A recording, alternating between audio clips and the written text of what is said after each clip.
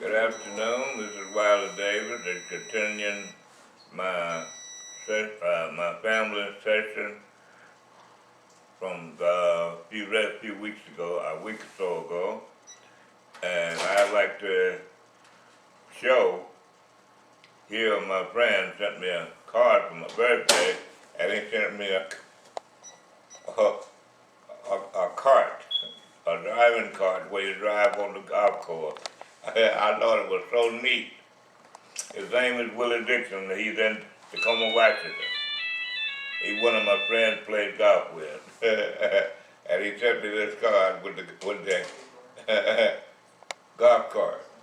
I just wanted to show everybody that. Thank you, Mr. Dixon. Now, I want to start my session by showing my daughters, which I didn't show last time because it was at a spare moment which I didn't have the picture to set up. And the first picture is my sister. She passed away in October. Her name is Valerie Kirkman. She passed away in October from cancer. I think she was 71 years old. On the next segment is my daughter Patricia, and then my wife Emma, and Mr. Davis, Wiley.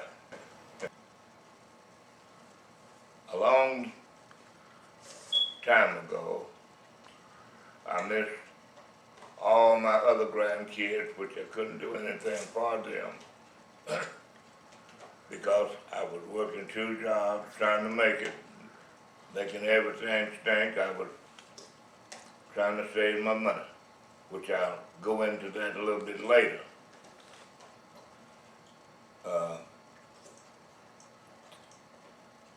My last 3 grandboys is Darius, Jaden, and Little D, we call him. Prior to coming down here, I made out I put $75 in the bank for each one of those kids. There's 3 of them. And D, he got his, he's 22 now, and Jaden just got him a car with his money. And now little D, he's going on 10 years old, and he's going to school and playing football. He's playing little league football. He's a quarterback. So I just wanted you to know that about the grandson. That's the last group in the family that I could help. The other groups I couldn't help because I was working and didn't have the money to do that with. Now I saved all my money from 13 up to the present day, and now I feel good because I'm in shape to do things that I couldn't do before. And now I'd like you to see my daughter. My daughter, Laura, and Renee, and my wife and myself. And this last picture is my daughter Ann, my daughter Lara, my wife, and my second daughter Ann, and my sister Valerie. So what I'd like to do is talk about some of the things that happened to me when I was trying to get this going. I was in Washington, and my son, he got transferred down here to Fort Worth, Texas, and he told me, he said, Dad, so you come down and we'll help take care of it. When you get where you can't drive or you can't do nothing, he said, we'll take care of you. And I took him at his word. I came down, brought me home, and now I feel kind of comfortable down here. I got my grandsons to be here. I'm here, can see them grow up, and my son, my first grandson, which is Darius, he went to school to be a jet mechanic, and he finally took 2 years of schooling, and he finally got on at Larkey as a jet mechanic. So I feel very good about that because he followed in his father's footsteps. His father put in to take the test. About around a year ago, he took the test and he passed it with flying colors. 2 days later, they hired him. And they're having a good life for themselves. What I'm so proud of is that neither one of them drank no liquor. They don't drink. They might drink a little wine, but they don't drink or they don't smoke. And that's what I'm proud of. Hoping they don't go along and drink like their granddad did back in 1990. The man told him, said, if you don't stop smoking and drinking, you'll be dead before the year's up. So I listened to him. I cold turkey. When I say cold turkey, I completely stopped. And I haven't had any drink since then. 3rd of March 1990 and up to now. And had smokes in it. I quit smoking after 3rd of March 1990. I hadn't had another cigarette. And maybe that's why my life continued to be on at, I will be 85 in the 26th of this month. Thank God. And all of you out there, bless you too. Hope you can do the same. Life goes on. Keeping me around with my grandkids makes me feel good. And I got a young wife. She takes care of me. She's very good to me. And I appreciate everything that she does for me because she's right on T. She don't miss a beat. And thank you, my love. What I like to talk to you about today is saving money. There's a lot of people think that they can save money, but they don't know how to save. So if you listen to me, you'll learn how to save. And I'm going to start off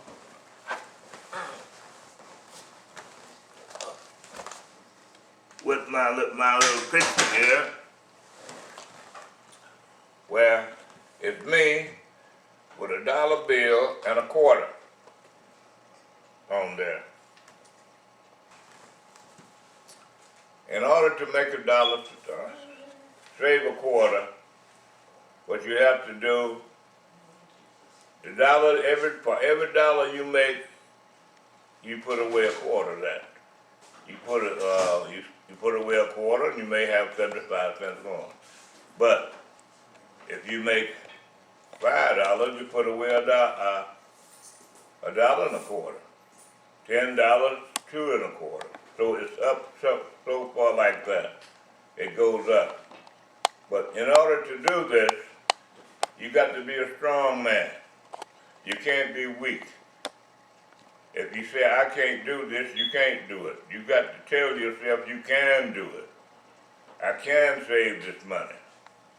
And if you tell yourself you can save it, you can do it. Because my grandmother, she trained me on it. She said, son, you make a dollar, save a quarter. She said, you can save that quarter.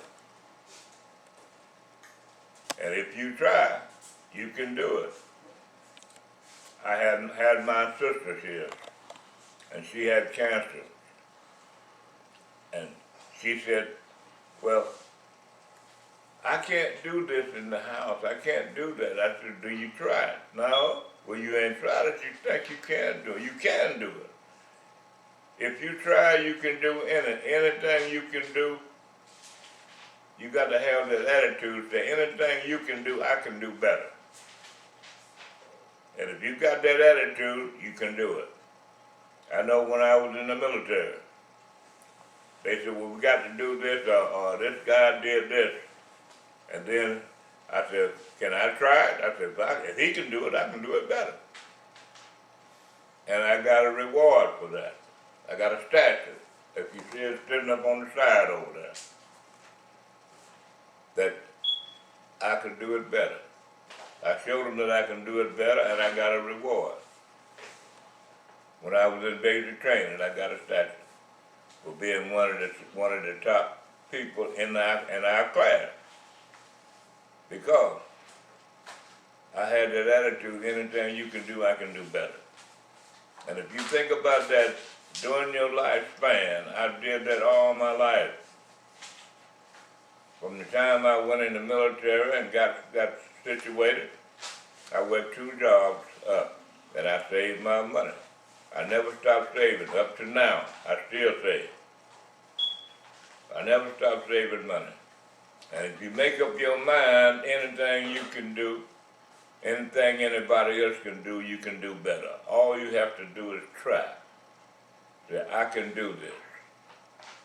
If you think you can do it, you can do it. But if you think you can't do it, you can't do it because you're not trying. You gotta keep that thought in mind. You have to be one of the greatest.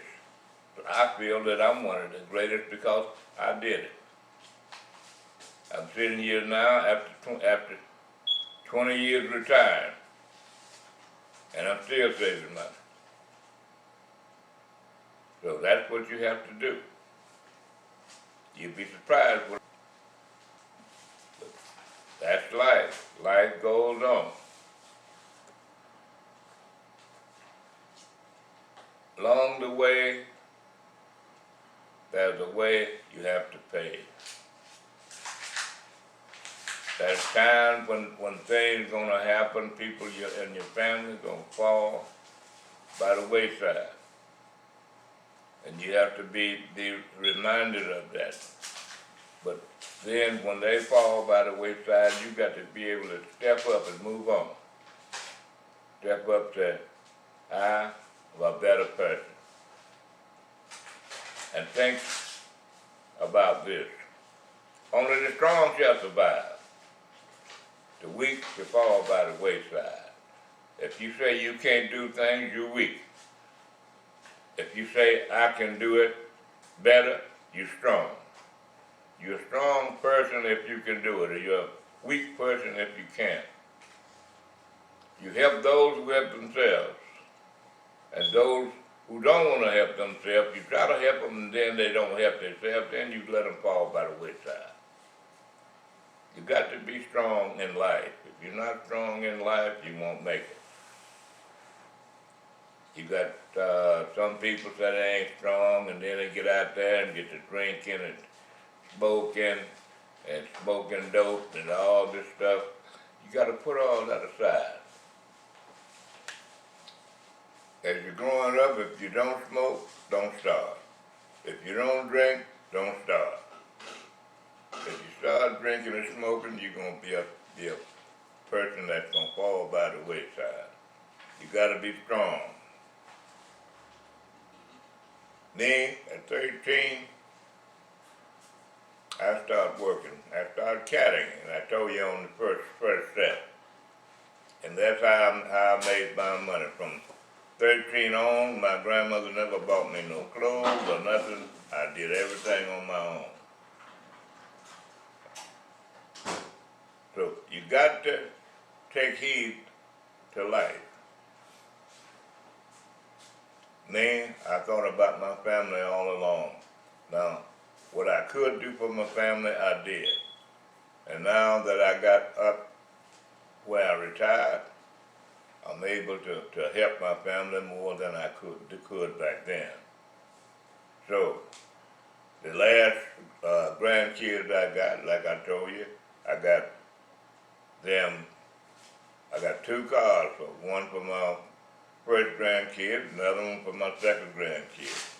And then I got $75 going in the bank for my third grandkid. So I believe in trying to help my family. And you got to think about your family. If your family won't help, you try to help them. If they don't want help, you can't do nothing for them. You got to be a strong person. Make $1, save a quarter. Make $1, save a quarter. Make $1, save a quarter. And if you can do that, you will have a beautiful life. When you retire from your jobs, whichever job you have, you retire from it, you have a beautiful life. Now me, I retired from the Army, then I retired from the Postal Service. And when I retired from the Postal Service, I had a 401k. Then I put that money to work, paying off the bills that I had, so that I could move on to the next step, where I didn't have to have no bill. 1999, I retired, paid off all my bills. I don't have no bills since. And this is 2021. And I made that $1, saved that quarter. Made that $1, saved that quarter. Look at me, I'm 85 years old. I think I had a good life. After I retired in 2000, I spent 10 years playing golf. Every year, for the 10th year, me and my golfing buddies, we went to Hawaii. We played golf February. Every February, we go to Hawaii and play golf. I did that for 10 years. And then after the 10 years, I moved on. And then I met my beautiful wife, Emma. I didn't tell you about how we met. My friend I grew up with, we always kept in touch, but we never saw each other after we left home at 17. We both left. And we never saw each other again, but we always kept in touch.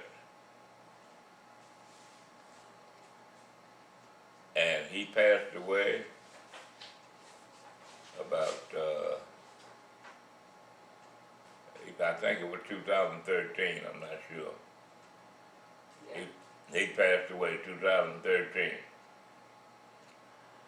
And then, that's when he told me, he said, Wiley, he said, I got this lady, she's been a caregiver for me for 8 years. He said, why don't you help her out, take care of her. But she's a nice lady, she's a good lady. I took him at his word. When he passed away, I called her up and talked to her. We talked for 2 months without seeing each other. And then after the 2 months, she came down to visit me for 30 days. And those 30 days were some of the best 30 days I ever had. I took her on traveling around, down around my hometown and everything. We moved on, and she met some of her family in these different places. Then we came back, and I told her, I said, well, now you got to go back and get your partner squared away. No, I'm going to call my brother and let him do it. I said, no, you're going to go back and do it yourself. So she went back and took care of her place and come back, and we stayed together for about 2.5 to 3 years. Then later than after that, we saw that we could make it, so we got married. And here we are now. She was the greatest woman I ever met. She take care of me, and I try to take care of her. This is my beautiful wife, Emma. She's one of the greatest, one of the greatest of all time. So, say love, love, love. Anything you can do, I can do better. Think about that. Well, it's time to end this conversation. I think life treated me good. I think it'll treat you good. Take heed to some of the things that I said today, and I believe that you'll be an older person. You'll get as old as I am. I'll be 85, come to 26. I'm going to say good night to you all, and